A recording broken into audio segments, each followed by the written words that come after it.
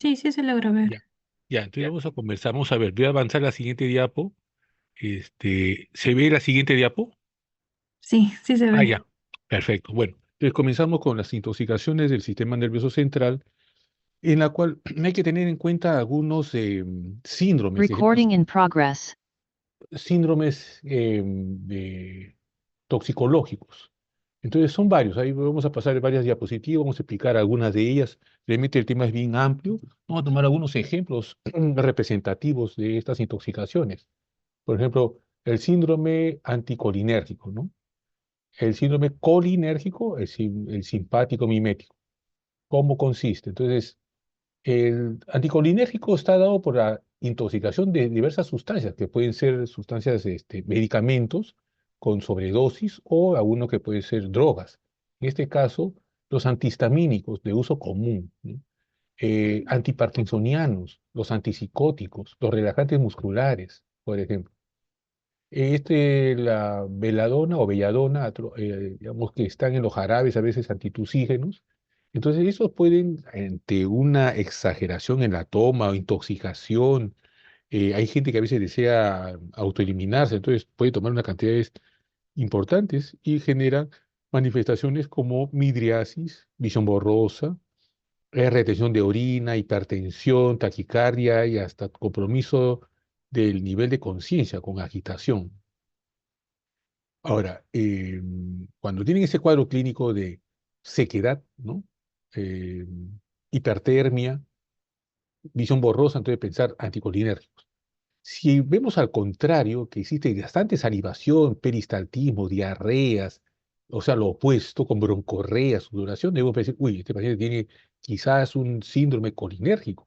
Entonces tenemos que indagar qué cosa ha consumido, se ha intoxicado. En estos casos simplemente suelen ser venenos, ¿no? Carbamatos, órganos fosforados, o sea, insecticidas, ¿no? ¿Qué es lo más frecuente? Porque estas sustancias que ven acá, que es pilocarpina o fisostigmina es de poco alcance, ¿no? Tendría que comprarse en una farmacia en todo caso, ¿no?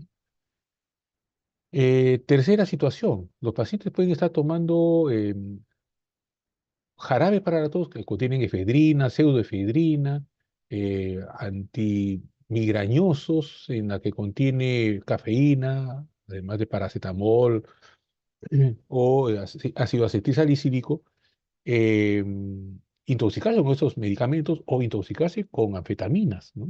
O con drogas ilícitas. Entonces, en este caso, si hay ese antecedente, el paciente va a estar con trastornos autonómicos, hipertensión arterial, taquicardia, midriasis, temblor, sudoración, es decir, como si tuvieran pues toda la adrenalina cabalgante, exagerada, hipertermia, piloerección, hasta convulsiones y coma, que es el caso severo. Seguimos con los síndromes así tóxicos, ¿no? Entonces, aquellos que están dentro de los hipnóticos sedantes.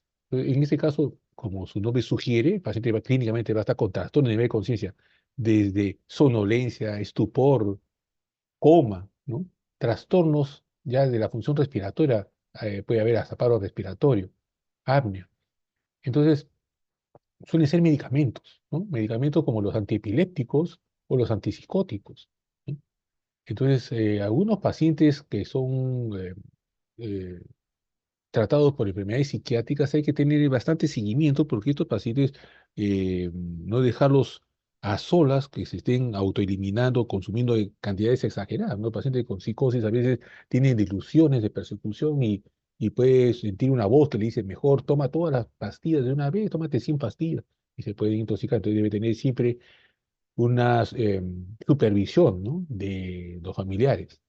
Ahora, pacientes antiepilépticos, pacientes con epilepsia que reciben antiepilépticos, usualmente son personas, digamos, conscientes que obedecen las instrucciones del médico. Pero hay que tener cuidado con los niños. Los niños a veces pueden, por jugar o no estar supervisados por adultos, consumir la dosis exagerada de lo que le corresponde. Entonces, los pacientes pueden estar con estos trastornos de nivel de conciencia. Entonces, la historia, la análisis es fundamental. Cuando un paciente llega a la emergencia con una supuesta intoxicación, tenemos que indagar qué cosa, qué enfermedad tiene, qué es lo que está tomando, y o si la familia ha encontrado blister o frascos de alguna sustancia que era para el familiar, para el abuelo, para un tío, y sin embargo, por traviesos, los niños o algunos adultos por equivocación o porque tienen quizás alguna condición de autoeliminarse, entonces se puede haber intoxicado. Seguimos. Eh, Igual, los jarabes también tienen dextrometorfano, hay antiinflamatorios. Los opiáceos también se utilizan pues, para tratar los dolores crónicos, ¿no? Dolores de cáncer o dolores crónicos de neuropatía. Entonces, estos pacientes a veces pueden exagerar porque dicen, mejor me tomo más para que me calme el dolor rápidamente. Entonces, el paciente comienza a tener trastorno pues, del nivel de conciencia, alteración del estado mental que puede llegar hasta coma con alteración de la respiración, miosis, bradicardia, entonces hipotermia. Entonces ese sería más o menos el cuadro preferencial cuando tenemos esos antecedentes de intoxicación por opiáceos. Ahora pasamos a drogas ilícitas, ¿no? Aquellos que el ácido lisérgico, la mescalina, cannabis, cocaína, entonces generan alucinaciones visuales con midriasis, hipertermia, ataques de pánico, o sea, hay trastornos neurológicos y psiquiátricos, ¿no? Entonces, estos pacientes desarrollan este síndrome toxicológico de alucinosis o alucinógenos. Por otro lado, hay pacientes también que tienen depresión, tienen ansiedad, entonces desarrollan, pues, necesitan el tratamiento farmacológico con fluoxetina, o sea, inhibidores de la recaptación de serotonina, sertralina, paroxetina, pero a veces hay los pacientes que tienen que tener nuevamente esa supervisión, porque esos pacientes, si son pacientes con depresión y tienen todavía ideación suicida, se pueden paradójicamente con la misma medicación tomar mayor cantidad y tratar de autoeliminarse. Entonces, estos pacientes desarrollan pues, estos síndromes, síndrome toxicológico serotoninérgico, o sea, exceso de serotonina.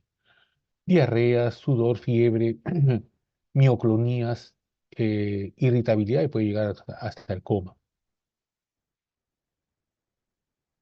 También hay otros síndromes toxicológicos, ¿no? Pacientes que desarrollan trastornos extrapiramidal. Eso se suele ver cuando un paciente toma tratamiento contra la enfermedad de Parkinson o contra los parkinsonismos, y a veces a la larga, a veces hay efectos secundarios más o menos calculables en el transcurso de los años futuros. Entonces hay que advertir siempre al paciente en el acto médico, estos medicamentos tienen estos efectos secundarios que se van a ver más adelante. Entonces, para que el paciente no confunda una cosa de toxicidad, ¿no? Con abuso de medicamentos, con efectos secundarios que a veces son predecibles. Pero cuando existe pues, la idea de intoxicación, es decir, el abuso de la medicación, puede generar temblores, opistótonos, ¿no? Momentos extrapiramidales tipo Corea. Puede haber balismo, que son más raros, ¿no? Tremores o temblores, ¿no? Entonces ahí tenemos ejemplos típicos, ¿no? El haloperidol, los antiguos antipsicóticos tenían muchos más efectos secundarios que los nuevos antipsicóticos. Por ejemplo, la olanzapina es un antipsicótico de reciente presentación de los últimos años, ¿no? Es de tercera línea en todo caso. La risperidona sería más o menos un antipsicótico de segunda línea. Entonces, los más antiguos suelen tener más efectos secundarios. Por eso que a los pacientes con condiciones de enfermedad esquizofrénica o trastornos psicóticos, se le da el antipsicótico y junto con un antiparkinsoniano, porque justamente hay efectos secundarios al uso. Luego también tenemos convulsiones, ¿no?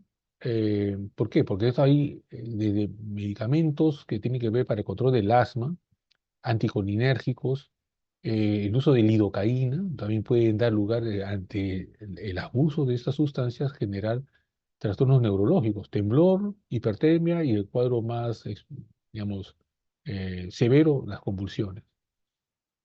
Pero también tenemos intoxicación, ya sea de manera accidental, asociado a cuestiones laborales, ¿no? Uno trabaja a veces en una industria petroquímica o fármacos o fertilizantes, etcétera, entonces hay solventes. Entonces, los pacientes pueden tener por contacto con la piel, por inhalación o por ingesta accidental, tener pues estas manifestaciones neurológicas, ¿no? Trastornos de coordinación, trastornos cerebelosos, trastornos de nivel de conciencia, e incluso trastornos psiquiátricos. El paciente se siente despersonalizado, o sea, se siente como que yo tengo mi cuerpo, pero me siento como que tuviera, como si mi mi espíritu, mi alma se hubiera salido de mi cuerpo, o sea, me despersonalizo, ¿no? O tengo una sensación de irrealidad de lo que me está rodeando, ¿no? Eh, Luego también tenemos los medicamentos contienen salicilatos, no el ácido acetilsalicílico, que podría, con ingesta tóxica, generar trastornos de acidosis metabólica con hipertermia, taquicardia y si no se corrige, bueno, hasta fallecimiento, ¿no? Tener en cuenta que cuando el paciente viene con toxicidad de alguna sustancia, suele ser en la primera hora el 80% del público que acude a una emergencia por estos tóxicos. Es raro que ya el paciente después de una 24 horas venga por una toxicidad aguda, ¿no? Son los casos menos frecuentes. Entonces, usualmente el 80% del público de los pacientes que ingresan con trastornos vienen a la primera hora, ¿no? Hay que tener en cuenta lo siguiente. La anamnesis tiene que ir apuntada a qué enfermedad está teniendo el paciente, si está tomando una medicación para ver si abusa de esta, o si el paciente ha encontrado alguna sustancia nociva, no es medicamento y se intoxica, ¿no? Entonces, tener en cuenta ese causa-efecto. Pero sin embargo, hay detalles en el examen neurológico que se debe de realizar. Usualmente los pacientes tienen trastorno de conciencia, número uno. Número dos, pueden ver trastorno pupilar. Pero lo que sí a veces no debería haber es que esté focalizado. El paciente puede tener una hemiplegia, y lo más evidente en el examen físico, puede haber sigmomenicios. Entonces, en esas situaciones hay que decir, no vaya a ser que estamos sospechando que tiene una intoxicación, pero realmente puede tener además otro problema neurológico, un infarto cerebral, una hemorragia, una meningitis. Entonces, por eso es importante, número uno, establecer la escala de coma de Glasgow. ¿Cuánto tiene? Generalmente de 8 puntos a menos ya es candidato a tener una intubación orotraqueal. Si tiene fiebre o focalización, entonces uno dice, tenemos que descartar que no sea una infección, una meningoencefalitis y que está remedando, imitando, confundiendo, porque el paciente además es diabético, las pastillas se han perdido, no la encuentran, se asume que quizás se automedicó, pero el paciente tiene fiebre y tiene signo meningio, entonces uno dice, ¿qué está ocurriendo acá? Entonces, justamente, si tenemos hallazgos adicionales a lo que sospechamos de intoxicación, es necesario realizar exámenes auxiliares pertinentes. O sea, el examen físico nos va a ayudar a sugerir, este paciente hay que descartar que no tenga también una lesión estructural, aparte de la posible toxicidad. Entonces, como dice acá esta pequeña frase, la presencia de focalización descarta el coma tóxico exógeno. O sea, si uno dice, bueno, se tomó salicilatos, uy, se consumió cocaína, suelen ser las lesiones difusas, ¿no? El paciente está comprometido tanto en el nivel de conciencia como en los hallazgos neurológicos, o sea, no puede estar focalizado. Lo focalizado sugiere proceso expansivo, por ejemplo, sugiere un infarto cerebral, sugiere lesiones estructurales, es lo que estamos tratando en el mensaje, siempre sopesar, ¿no? El examen auxiliar como una neuroimagen o una punción lumbar. Entonces también hay tres. ¿Con qué me puedo equivocar? Diagnóstico diferencial. A ver, bueno, si no es una intoxicación o si sospechamos que es intoxicación, ¿con qué me puedo confundir? Con encefalopatías. Bueno, hay las metabólicas, las hemorrágicas, como dice acá, hemorragia uranoidea. Si el paciente tiene diabetes, a lo mejor tiene una descompensación por una infección, una neumonía que le da lugar a una cetoacidosis diabética, está descompensado, ¿no? Entonces, otro punto a tener en cuenta, siempre todo paciente con trastorno a nivel de conciencia o en coma, hacer también una glucemia, y guardarlo, ¿no? Para comparar, porque si el paciente, uno dice, a lo mejor el paciente abusó de antidiabéticos y hace una hipoglicemia, entonces te sacó la muestra de sangre y le doy un tratamiento eh, eh, a ciegas, ¿no? Una prueba terapéutica con glucosa. Si la glucosa no lo levanto, bueno, entonces no es hipoglicemia. Y si es hipoglicemia, tengo para confirmar con la glucosa que le saqué antes de iniciar el tratamiento. En todo caso, en casos de toxicidad también tenemos que tener dentro de los estudios que vamos a pasar en otra lámina, la, la glucosa seria. Bueno, entonces siempre tenemos que tener en cuenta pues estos síndromes que hemos comentado, anticolinérgicos, hipnóticos, etcétera, ¿no? Ahora, la causa tóxica no descarta también una causa orgánica, puede tener dos cosas, ¿no? El paciente ha tenido una intoxicación alcohólica y producto de su trastorno de conciencia pierde conocimiento, se desmaya, cae, se golpea la cabeza y se desarrolla un hematoma subdural. ¿Ve? Entonces siempre tener en cuenta esta condición.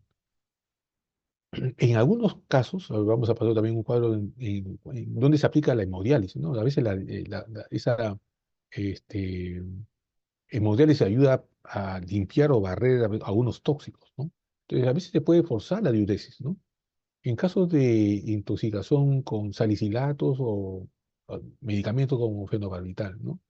Se pone bicarbonato de sodio para disminuir la acidosis que es inherente a esta intoxicación, hasta mantener un pH urinario, como menciona la gráfica ahí, de 7 a 5 a 8,5, ¿no?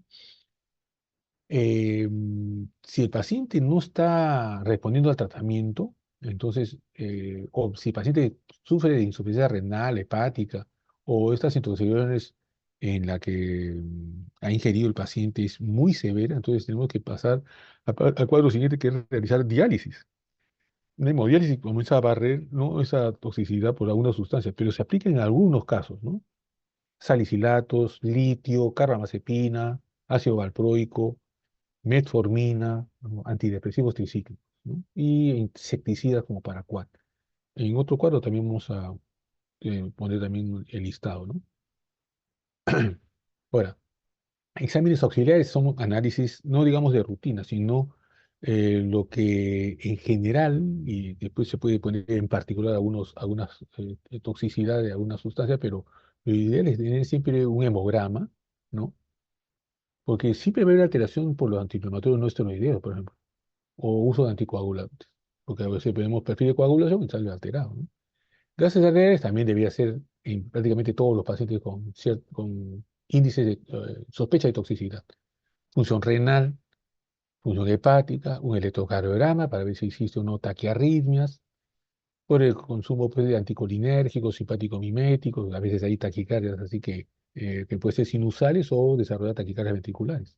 Los electrolitos, porque nos permiten, pues, verificar si el paciente tiene acidosis o alcalosis. La glicemia que comenté. La idea sería también hacer dosajes toxicológicos de las sustancias sospechosas, pero porque realmente es muy caro. Si uno dice, a ver, hagamos un perfil tóxico de 20 sustancias, pero eso es costoso, el paciente que viene al hospital no puede ser pacientes de seguro integral de salud, y laboratorios de los hospitales muchas veces no tienen. Hay a veces laboratorios especializados en que uno son privados o dos tienen alguna subvención del Estado, como eh, en la Universidad de San Marcos tiene un centro toxicológico que se llama Psicotox.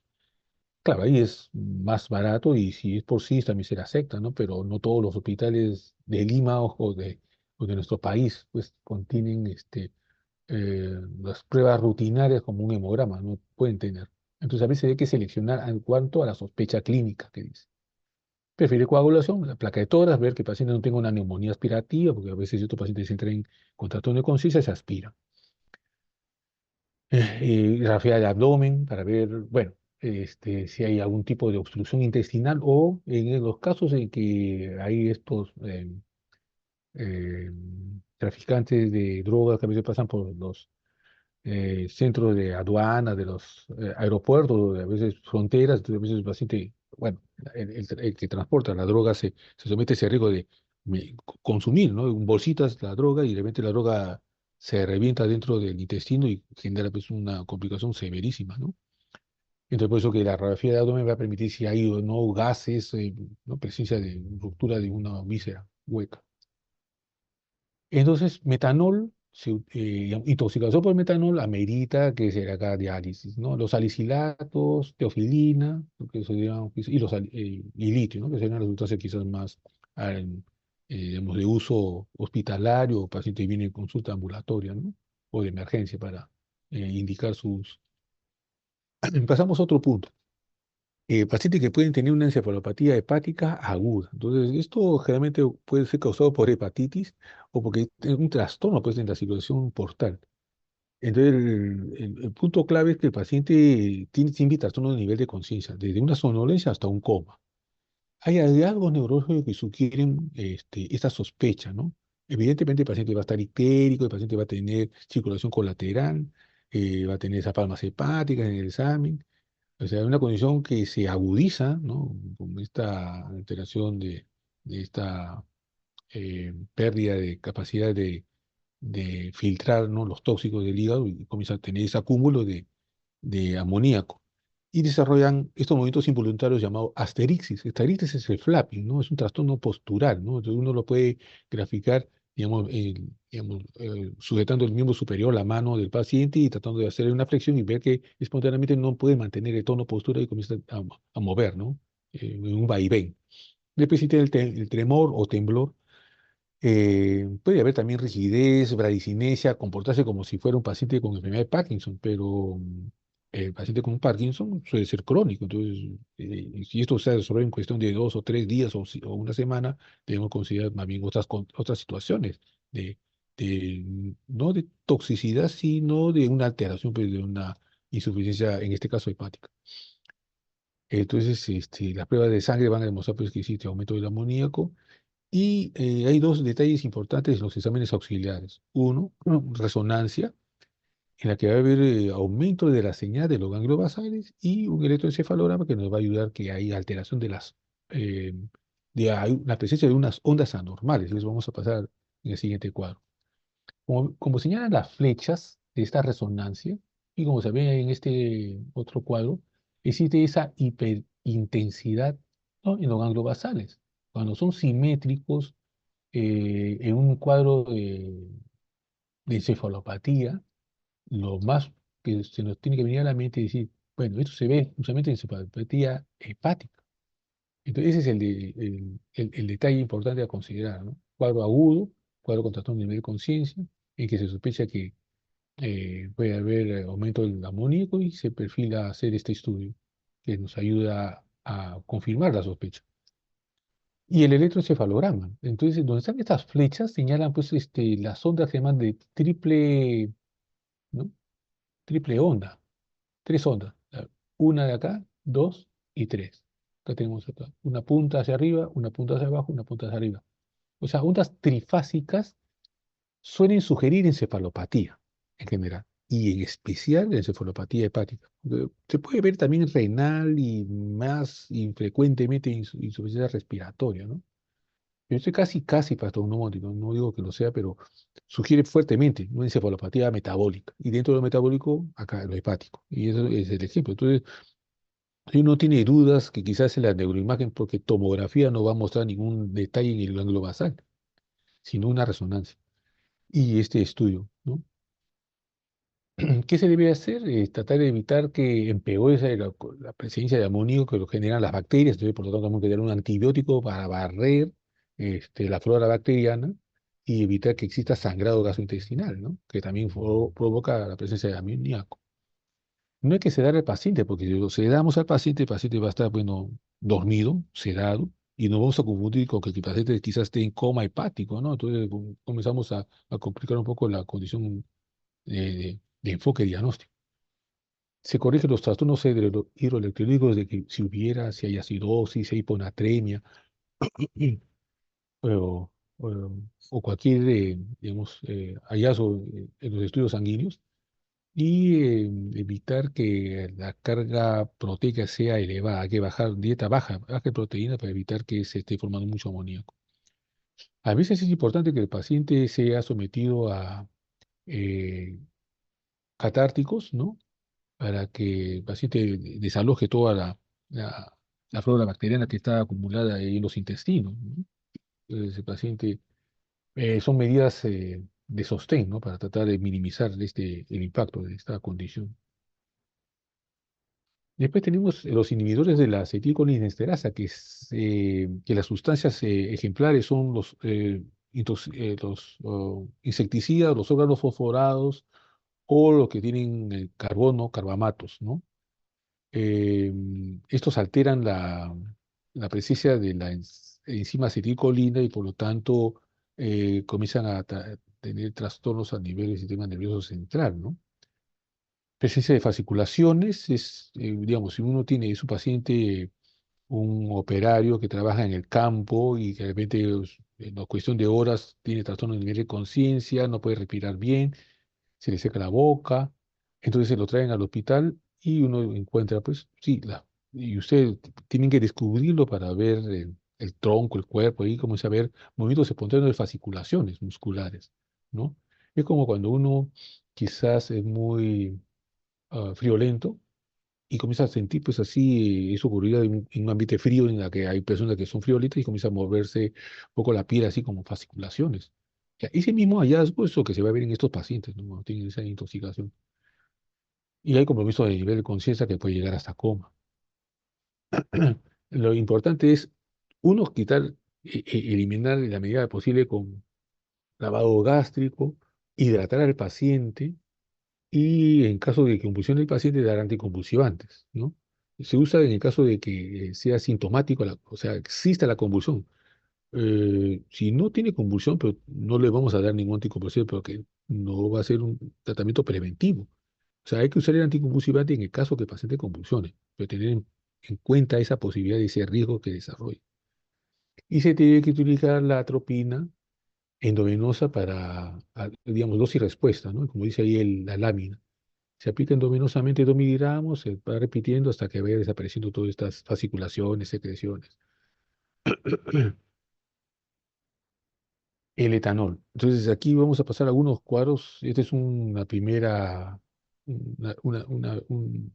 una vista de lo que vamos a comentar en los siguientes cuadros.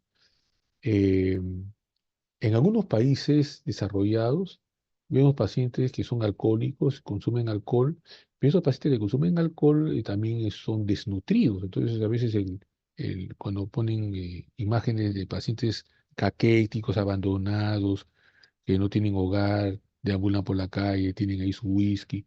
Entonces, esos pacientes que tienen riesgo también de déficit de algunas vitaminas. Sin embargo, en otros países, en el nuestro también se incluye, a veces las personas que son alcohólicas no suelen ser desnutridas, a veces están malnutridos, en todo caso, a veces pueden estar obesos, tal, pero son alcohólicos. Entonces ahí, digamos, la deficiencia vitamínica es menos probable, ¿no? Entonces, como el primer comentario.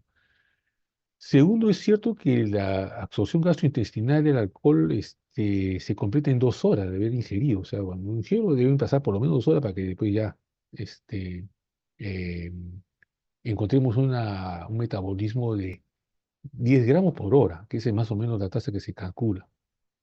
Entonces, el detalle importante, si el paciente tiene en sangre 5 gramos por litro, realmente es casi ya fatal tener esa condición en un paciente determinado.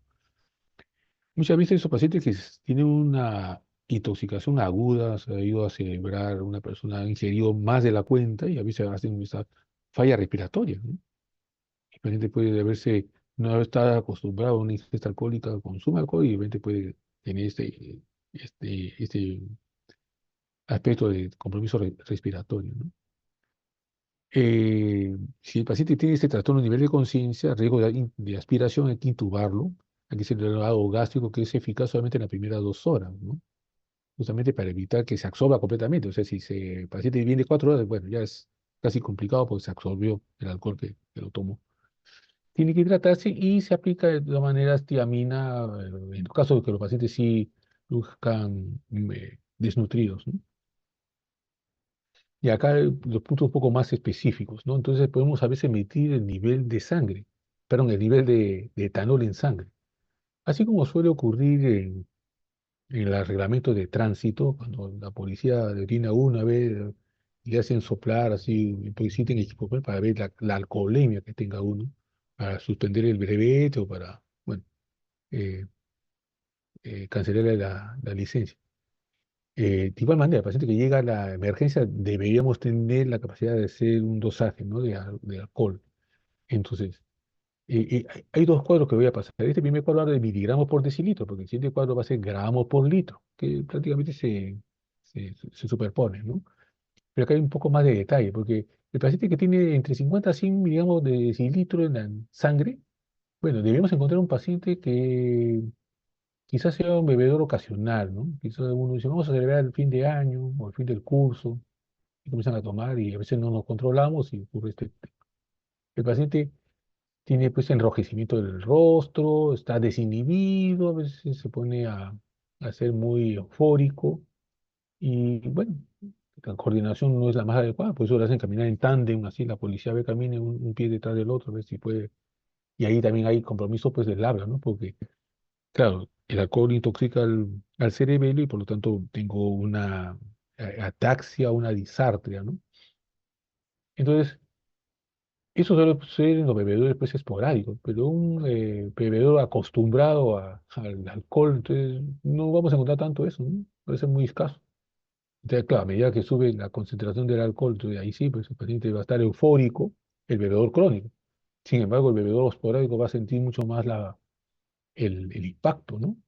Va a estar obnubilado, va a haber presencia de nistagmos, el paciente a veces incluso va a estar con agitación psicomotriz. A medida que avanzamos, ¿no? 100 gramos, 100 miligramos más, el paciente ya está con vómitos, inestabilidad. Sin embargo, el bebedor crónico dice, bueno, tiene trastorno de conducta, ¿no? Eh, pero no es muy llamativo, ¿no? Ya cuando llega realmente a 500 miligramos, el paciente está en coma, ¿no? El paciente ocasional, ¿no? El bebedor ocasional que el grupo de amigos lo quiso invitar, toma, ¿no? Y quedó ahí, paciente. Sin embargo, el paciente bebedor crónico todavía puede aguantar y llega pues a un trastorno de nivel antes del coma, estupor, ¿no? Estupor o sopor. Y como se comentó, ¿no? La cantidad de 5 gramos por litro, ¿no? O 500 miligramos por decilitro, el paciente ya tiene realmente muerte muy cercana, ¿no? Ya se acerca.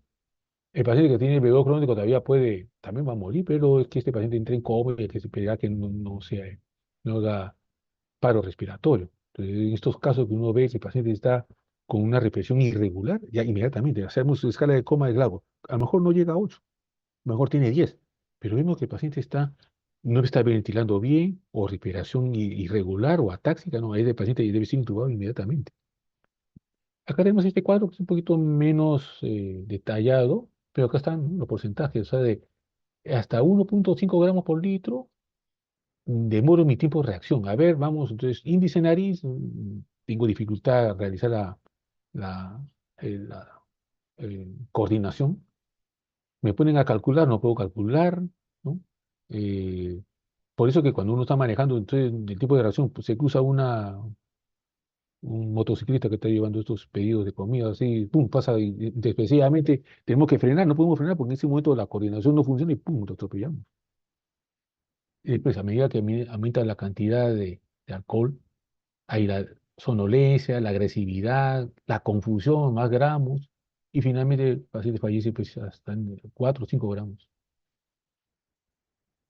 Ahora, también esta intoxicación alcohólica podemos clasificarlo en 4 puntos, ¿no? Este, síntomas autonómicos, con conducta, trastorno de nivel de conciencia y los hallazgos neurológicos, ¿no? Tener en cuenta algo, el paciente puede estar tomando licor así 1, 2 días, 3 días, pero después deja de tomar y comienza a desarrollar una abstinencia alcohólica y esas son las manifestaciones. El primer día va a estar un poco desesperado, ansioso, pero si el paciente puede llegar incluso al delirio tremens, que eso vamos a comentar en el siguiente cuadro. ¿No? Bueno, perdón, en los 2 cuadros siguientes. Pero acá, por ejemplo, el paciente puede simplemente tener un poco de alteración, de tremor, inquietud, y uno lo examina, no hay, el examen neurológico es normal, el paciente puede, con supervisión de un familiar, ser observado en su casa. Si tenemos sospecha de que el paciente puede tener desnutrición porque no come adecuadamente bien, entonces vamos a dar esos suplementos que dice ahí vitamínicos. Y si el paciente está con cierta agitación, ansiedad, se le puede incluso dar por vía oral ansiolíticos, ¿no? Como lorazepam, clonazepam, alprazolam. El propranolol también se puede utilizar si el paciente tuviera mucho temblor, pero no es de práctica común, ¿no? El propranolol a veces lo usamos en temblor esencial o pacientes que tienen hipertiroidismo con temblor. Cuando los casos son moderados o severos, sí necesita pues una atención de hospitalización. Ese es el mensaje, ¿no? Y evitar eh, el paciente se deshidrate, ¿no? Utilizar quizás medicamentos antipsicóticos cuando sea necesario. Este es un pequeño algoritmo, fluxograma, en los casos, digamos, de intoxicación leve o severa, ¿no? Si es leve, el paciente, bueno, siempre es importante a veces tratar de que esté de cúbito lateral porque a veces puede tener náuseas, ¿no? He tomado tanto alcohol que tengo que vomitar, pero A veces me quedo medio dormido sobre una silla y puedo aspirarme. Por eso es importante estar de cubito lateral. Vigilar si el paciente se deteriora a nivel de conciencia. Si en el trayecto de las horas que está en emergencia evoluciona favorablemente, sale de alta, ¿no? Y debería tener, pues, evidentemente, todas sus funciones vitales, digamos, estables, ¿no? Si es moderado o grave, entonces evidentemente las pruebas sanguíneas que les comentaba, un electrocardiograma, porque a veces hay pacientes que el alcohol puede desencadenar que tenga una arritmia cardíaca, ¿no? En el orden de una taquicardia ventricular. A veces hay pacientes que desencadenan eso, ¿no? Sin tener cardiopatía. Plaquetoras, por si acaso, que a ver si no existe una aspiración que hayan, si lo traen de la calle o de su casa o lo encuentran tirado ahí en el, ¿no? En un restaurante, entonces puede haberse expirado, entonces tomar una placa de horas previa, ¿no? Quizás controles posteriores. Este, ahí dice también tomografía craneal según sospecha. Claro, si uno ve que el paciente, claro, en el examen general también hay que ver la piel, o sea, ver ictericia, ver palidez, ver este, equimosis o hematomas, es importante, porque si veo que hay un hematoma retroauricular, uno dice, uy, este paciente puede tener una fractura de base de cráneo. O si tengo eso que llamamos ojos de mapache, o sea, equimosis alrededor de las, eh, de los ojos, ¿no? De los párpados. Entonces uno dice, puede tener una fractura de piso anterior, ¿no? Entonces, por eso que hay que hacer tomografía según sospecha, ¿no? O si vemos que la historia que es un paciente que es que en él es habitual tomar alcohol, entonces siempre hay un riesgo de pérdida, digamos, de equilibrio, caída, golpe en la cabeza, él no lo relata porque no se acuerda y puede desarrollar hematomas subdurales. Entonces después ahí ya se pasan medicamentos este, que ayudan a estabilizar al paciente, ¿no? Suelo glucosado, omeprazol para evitar que no haga gastritis, ¿no? De estrés, para la náusea metoclopramida, o en nuestro medio tenemos más el uso de dimidrinato. El alcohólico crónico usualmente puede tener falla de trastorno de déficit de vitamina B12 o tiamina. El uso de benzodiazepinas si está agitado el paciente y entonces se lo observa. Si el paciente está estable, se le da de alta. Pero si el paciente comienza a deteriorarse, entonces el paciente debe irse incluso a una unidad de cuidados intensivos dentro del hospital. Entonces, eso sería más o menos de un fluxograma general. Ahora, eh, estos pacientes a veces dicen, bueno, estoy tomando 3 días, pero de repente ya no quiero tomar. Pero hay justamente el síndrome de abstinencia. Entonces, el paciente puede no sentir nada primeras 2, 3 horas. Pero de repente, a medida que pasa el tiempo por deprivación o abstinencia alcohólica, comienzo a tener un poco de temblor. Me siento ansioso, me palpita. ¿Por qué estoy taquicárdico? ¿Qué será? No estoy ansioso. ¿Qué? ¿Por qué? ¿No? ¿Qué pasa? Entonces, puede transcurrir desde 6 horas hasta 36 horas para ver estos hallazgos. Ya cuando pasan 2 días o más, puedo incluso convulsionar, ¿no? Entonces, esas convulsiones se llaman convulsiones este, no provocadas. Es decir, perdón, convulsiones provocadas. Entonces, no confundir con epilepsia, porque si tengo epilepsia, porque tengo quizás una lesión de una secuela de una hemorragia cerebral, de una epilepsia secundaria a un neurociticerco. Entonces, esas son epilepsias secundarias o estructurales o provocadas por un tumor cerebral, por una hemorragia cerebral. En este caso, la convulsión es no provocada por hipoglicemia, por alcohol, son estos. Y no son exactamente epilepsia, sino convulsiones. Por eso está ahí el término. Pero además pueden pasar pues, 48 horas y desarrollar también alucinaciones, y es justamente relatan así los pacientes, de índole zoomórfica, o sea, cuando dicen veo pues un cerdo volar, ¿no? Está volando el cerdo, ¿no? O bueno, capibara, si quieren ahora que está de moda, ¿no? Están volando. Entonces uno dice, tiene pues, las alucinaciones este paciente, ¿no? No son las alucinaciones de un paciente esquizofrénico que son más auditivas, ¿no? Entonces, deben ser visuales. Entonces, tener en cuenta esto, ¿no? Y algunos casos severos, eso que dice DT, no es director técnico, sino delirium tremens, en la cual hay fiebre, sudoración, agitación, es decir, hay un trastorno disautonómico con compromiso a nivel de conciencia. O sea, una definición es alucinaciones de orientación, hipertermia, agitación, ¿no? Que ocurre entre 2 a las 4 horas, 4 días, entre 2 a 4 días de haber suspendido el consumo de alcohol, ¿no? Y a veces hasta dura así 5 días con ese tema. No son todos los pacientes que sufren eso, es un 5% como dice la literatura, y, y en quién sospechar si podía desarrollar un delito tremens. Entonces ahí son pacientes que tienen pues una conducta de hábito de ingesta alcohólica crónica, así mantenida, se tiene, se repite, si viene cada semana al hospital, porque justamente tiene ese mayor riesgo. O si tuvo ya un delirium tremens previo, tiene mayor riesgo de tener un segundo, un tercero, un cuarto. Los adultos, digamos, mayores de 30 años, otro factor de riesgo, ¿no? Además, si hubiera otra condición, ¿no?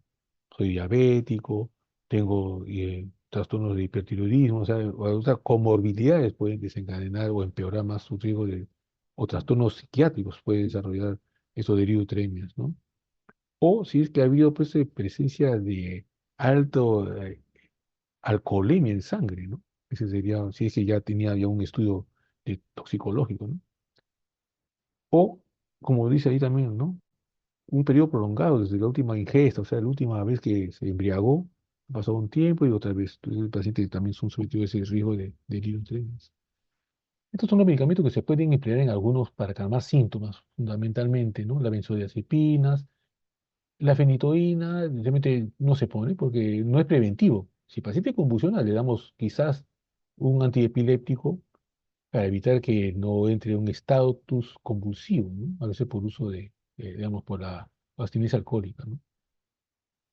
Eh, Valproato, carbamazepina, incluso se podría emplear un poco más que la fenitoína, ¿no? Neuroléptico en control de síntomas. Generalmente no son como para venir ni la convulsión ni el eriotemia, no, no existe esa figura.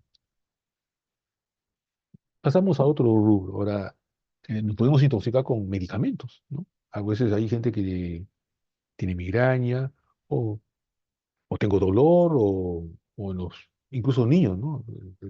Eh, Fiebre, malestar, así de alguna infección y los pediatras pues indican paracetamol, o gente que usa de manera inadecuada la medicación y se puede complicar, ¿no? Con hallazgo, con toxicidad.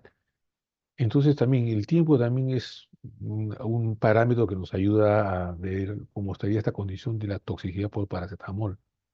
Generalmente, a veces uno puede verse equivocado, le indicaron tome 500 miligramos de paracetamol 3 veces al día. El paciente no entendió y está tomando 1,5, o sea, 1,5 gramos, 1,5 gramos.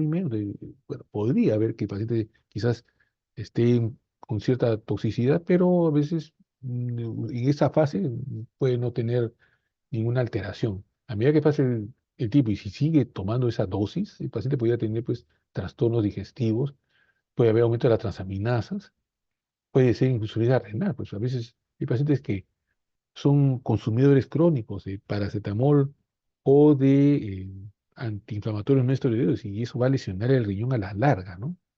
Eso es como un comentario porque el tema ahora es de intoxicación aguda. Pero es cierto, eso puede ocurrir, ¿no? O si uno toma cantidades enormes, ¿no? Puede haber incluso compromiso ya hepático, ¿no? A medida que va pasando ya las horas, hay ictericia, encefalopatía, falla hepática, hasta muerte, ¿no? O si el paciente, bueno, llega también a tiempo al hospital, se le somete pues a tratamiento adecuado y puede recuperarse. Entonces se administra N-acetilcisteína, ¿no? Y entonces esta sería la dosis como dice el cuadro, ¿no? 150 miligramos por kilo y después ir reduciendo, ¿no? La cantidad. Eh, Pasamos a los salicilatos, ácido acetilsalicílico, que también pacientes con migraña, a veces incluso la venta de estos productos a veces ya no están muy regulados porque a veces en bodega incluso pueden vender paracetamol o la aspirina, ¿no? Entonces hay riesgo de que el paciente pueda sobremedicarse, ¿no? Hay gente que a veces tiene dolores y piensa que a más cantidad de pastillas que se tome podría quitársele más rápido la medicación, perdón, el dolor, la molestia. Entonces por eso que hay que tener en cuenta esas situaciones o conversar con la familia, ¿no? Entonces, acá cuando se hace análisis en sangre, se ve los niveles tóxicos, ¿no? Versus el terapéutico, que aquí suele ser 5 veces más del normal.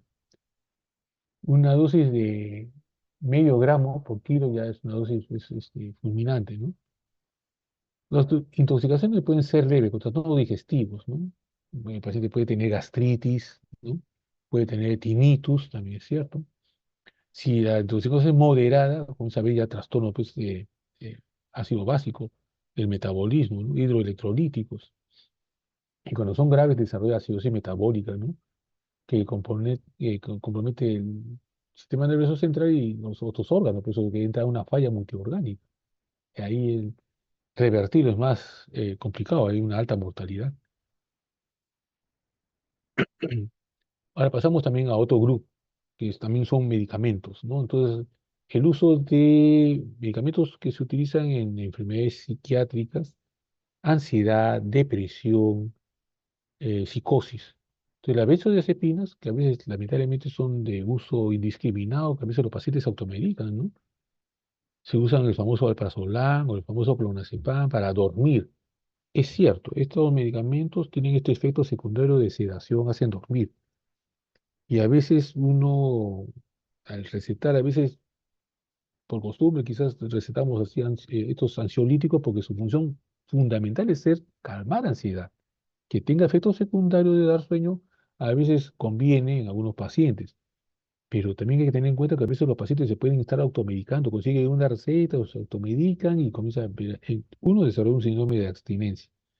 Y dos, puede haber esa toxicidad, ¿no? Sedación, con bradicardia, ¿no? Entonces, ese es un riesgo. Después los antidepresivos tricíclicos, lo que dice acá, ¿no? Que son las siglas. Sí, pueden ser de agitación psicomotriz hasta el coma, ¿no? Y es cierto, estos antidepresivos tricíclicos también tienen un gran impacto en lo cardiológico, entonces desarrollan pues cardiotoxicidad, por eso hay que tener en cuenta siempre un monitoreo electrocardiográfico o hacer electrocardiogramas, bueno, seriados si se quiere, para ver que no exista compromiso de alargamiento del QT, que es una de las condiciones, y después también trastornos de fibrilación ventricular o taquicardia ventricular. Los inhibidores de recaptación de la serotonina también pueden ser una fuente de riesgo de toxicidad. Generalmente acá son varias decenas de veces del uso habitual, ¿no? Por ejemplo, una fluoxetina de 20 miligramos, bueno, no me va a causar, digamos, más que efectos terapéuticos. Pero si tomo 30 veces esa dosis, mire, incluso hay pacientes que han querido tomarse, porque el paciente deprimido quería autoeliminarse y todavía no está controlado pues, su depresión. Entonces, no ha sido sometido a una vigilancia cercana. Quiso hacerlo, se tomó bastante fluoxetinas, no pasó mucho, pero quizás nomás un trastorno quizás digestivo. Pero a medida que aumenta la cantidad de veces, ya comienza a haber trastorno cardíaco, temblor, vómitos y si es mucho más, ya incluso convulsiona. Los neurolépticos, los pacientes que tienen psicosis, entonces están tomando estos antipsicóticos y su abuso puede dar lugar a trastornos neurológicos. Siempre hay trastornos de nivel de conciencia, trastornos de la repolarización, ¿no? A nivel cardíaco, signos extrapiramidales, como hemos comentado en las primeras diapositivas, ¿no? Fasciculaciones, mioclonías, movimientos involuntarios, la catilla, hay como tener a veces cierta inquietud, ¿no? O sea, realmente una persona sentada puede estar moviendo las piernas como un paciente o una persona un poco desesperado o ansioso, y eso se llama caticia, ¿no? Entonces, es una condición a veces que se ve en pacientes psiquiátricos. O a veces puede desarrollar un síndrome neuroléptico maligno, es decir, pacientes están tomando sus antipsicóticos a dosis adecuada, pero de manera idiosincrática reaccionó mal al antipsicótico y desarrolla pues fiebre, convulsiones, taquicardia. Entonces, claro, uno llega a la emergencia y uno dice, bueno, puede ser la toxicidad de este fármaco, o sea, de dosis habituales, pero que desarrolla este síndrome neuroléptico maligno, con rigidez muscular, ¿no? Con trastorno de la degradación o rabdomiolisis, ¿no? Con contractura. Pero también, de todas maneras, como diagnóstico diferencial, ver que usted paciente no tenga quizás una meningitis, ¿no? Entonces es importante pues esa valoración. Las benzodiazepinas, ¿cómo se pueden controlar? Con medidas de soporte. Si hay trastornos de la respiración, entonces hay que intubarlo al paciente. El antídoto de la benzodiazepinas en general es el flumazenil, ¿no? Esas son las dosis, ¿no? Pero a veces también lo pueden ver ustedes, digamos, en libros de terapéutica. Se da en forma endovenosa, 0,2 miligramos, ¿no? Y se repite, ¿no? Hasta tener una dosis máxima de 3 miligramos.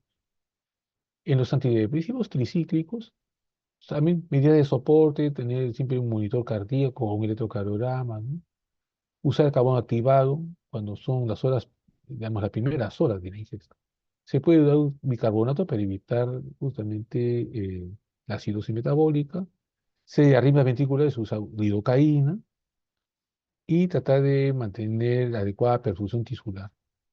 En los casos de que convulsión se administra, bueno, el diazepam endovenoso para cortar la convulsión, pero no tiene función antiepiléptica, ¿no? Pero si tengo esa convulsión que me dura usualmente hasta 2 minutos, el diazepam endovenoso puede, o el fenómeno vital también puede cortar la convulsión. Pero tener en cuenta, pero en vital también hay que usarlo con cierta cautela, porque a veces hay el efecto secundario de depresión respiratoria, es decir, tenemos que tener un equipo de paro cuando vemos este tipo de pacientes que pueden tener esa toxicidad y que hay riesgo también de paro respiratorio por tratar de dar en la medicación nosotros como una complicación iatrogénica. En los inhibidores de recaptación de serotonina, medida de soporte, realmente, y se puede utilizar ciprofloxacina, ¿no? Un medicamento estimulante a veces del apetito. No es usual, ¿no? En estos casos, en este tipo de medicamento. Para los neurolépticos también es medida de soporte, ¿no? Controlar el ritmo cardíaco, adecuada hidratación, ¿no? Evitar, pues, justamente los electrolitos, a veces puede haber deficiencia, ¿no? En general, debilidad, contractura, eh, calambres, ¿no? Y si el paciente desarrolla pues, un síndrome neuroléptico maligno, entonces iniciar benzodiazepinas.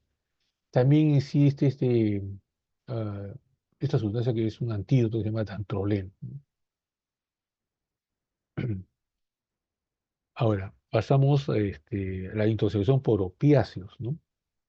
eh, tanto que está en algunos medicamentos para controlar el dolor crónico como en sustancias ilegales, ¿no? Entonces hay componentes, ¿no?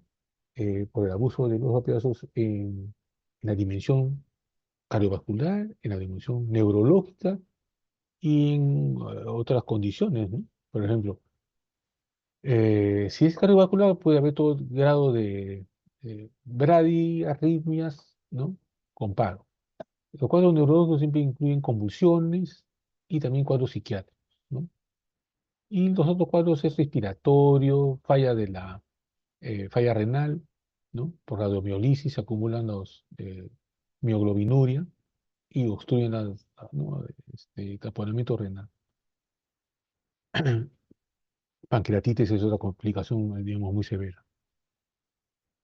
Cuando existe esa dosis de opiáceos, y ahí están los ejemplos, ¿no? La morfina, la heroína, bueno, heroína es justamente droga ilegal, pero oxicodona es para calmar el dolor, jarabe que tiene codeína, o la morfina en los dolores, digamos, crónicos o severos por cáncer, por ejemplo, ¿no? Entonces son de uso medicinal. Lo que pasa es que a veces eso puede generar adicción. Entonces, el riesgo importante es que tenga depresión respiratoria y convulsiones. Si intuba al paciente se le pone naloxona. Naloxona es justamente el antídoto contra opiáceos. 0,4 miligramos endovenoso, entonces más o menos verificar que el cuadro ventilatorio sea rítmico, regular, no haga paro. Eh, ya, eso, digamos, cocaína, drogas ilegales, ¿no? Cuadro cardiovascular, ya hicimos, ¿eh? Componentes de taquicardia. Cuadros psiquiátricos también hay, hemos visto. Lo neurológico, suele haber rigidez muscular, confusión, y puede haber también disautonomía, diaforesis, náuseas, vómitos. Entonces, esos son los cuadros leves. Entonces, cuando ya es severo, que los pacientes pueden estar necesariamente en una unidad de cuidados intensivos para vigilar rápidamente que no tenga una taquicardia verticular, porque el paciente vaya a hacer un paro, ¿no? Realmente, o un síndrome coronario, ¿no? Un infarto masivo, ¿no? Justamente por uso de consumo de cocaína. En el cuadro psiquiátrico, el paciente puede también tener alucinaciones, ataques de pánico, ¿no? En lo neurológico sí causa vasculitis, por eso puede haber infarto, entonces, infartos malignos, ¿no? Por uso de cocaína, porque hay una vasoconstricción de las arterias cerebrales y eso da lugar a un infarto. Se compone como un infarto por una hipertensión mal controlada, ¿no? Hemorragia es menos frecuente, pero también es posible, ¿no? Justamente por esas alteraciones de los vasos cerebrales. Bueno, también está descrito, ¿no? Que el paciente puede haber isquemia a nivel intestinal por esa vasoconstricción que les comentaba, ¿no? Rhabdomiolisis, hasta neumomediastina. Bueno, eso es más o menos también otro algoritmo se utiliza cuando uno sospecha de un abuso de drogas ilegales, ¿no? Cocaína, heroína. Entonces el paciente, bueno, si el paciente tiene, digamos, su condición es leve, se puede dar ansiolíticos, diazepam, ¿no? En diversas vías. Si mejora, bueno, se da de alta, pero evidentemente con supervisión, porque estos pacientes pues, son adictos. Pero si el paciente está grave, bueno, evidentemente tiene que estar hospitalizado, se le monitorea y debe estar en unidad de cuidados intermedios o cuidados intensivos. Si el paciente tuvo como dicen, una ingesta alcohólica, perdón, ingesta tóxica, entonces verifica que el paciente entre o no en coma, ¿no? Monitorando el grado. Los manejos sintomáticos son aquellos cuando el paciente pues, tiene hipertensión, hipertermia, trastornos del ritmo cardíaco. Si el paciente convulsiona, bueno, también diazepam, ¿no? Sirve para controlar la ansiedad, sirve para controlar las convulsiones. Y si el paciente tiene un componente más psicológico, se puede dar incluso midazolam, lo va a sedar al paciente. Ahora, eh, si no cede, esta emergencia hipertensiva se tiene que pasar pues, a medicamentos para controlar la taquicardia supraventricular, con diltiazem. Si tengo una taquicardia ventricular, se controla con lidocaína. Si tengo una emergencia hipertensiva, se usa nitroglicerina, como en esas emergencias médicas, ¿no? De hipertensión maligna. Si tengo hipertermia, medio físico, es mucho mejor. Porque si le estoy dejando aspirina, ácido salicílico, podría intoxicarlo, ¿no? A pesar que usamos dosis terapéuticas, pero es un paciente ya vulnerable. Si este paciente tiene un infarto de miocardio, bueno, se da nitroglicerina. Si tengo, bueno, es de riesgo de desarrollar pues infartos miocárdicos o incluso cerebrales, ¿no? Utilizar pues como se estila, ¿no? En los ACVs químicos, clopidogrel, aspirina. Si tengo náuseas y vómitos, se da un Dacentrón, que es mucho más eficaz que usar eh, el dimidrinato o el metoclopramida. Finalmente, en este último cuadro, bonito de lo que hemos conversado, sí, los tóxicos y los antídotos. Bueno, pues si tenemos la intoxicación por paracetamol, la N-acetilcisteína es la sustancia fundamental. Si tengo intoxicación por órganos fosforados, una que genera una alteración, es un anticolinesterásico lo que está afectando, podemos usar atropina. Si tenemos benzodiazepinas, usamos flumacenil, que es el antídoto. Si tenemos, por ejemplo, metanol, paradójicamente el etanol es el medicamento, porque va a desplazar el metanol que tenemos en sangre y va a quedar, bueno, el etanol, ¿no? Es una medida, y después también se hace diálisis. Si tengo una intoxicación y estoy desarrollando metamoglobinemia por oxidar ese azul de metileno, si tengo intoxicación por opiáceos, opioides, naloxona, que ya lo hemos comentado. Si tengo intoxicación por órganos fosforados, es atropina, ¿no? Entonces, son varios ejemplos a tener en cuenta, ¿no? Uno puede tener quizás una cartilla en su cuaderno ahí en la atención de los pacientes con intoxicación, verificamos ahí qué sustancia hay y podemos ir pensando ya en tener un botiquín con estos antídotos, ¿no? De lo más frecuente. Si hay alguna pregunta o comentario.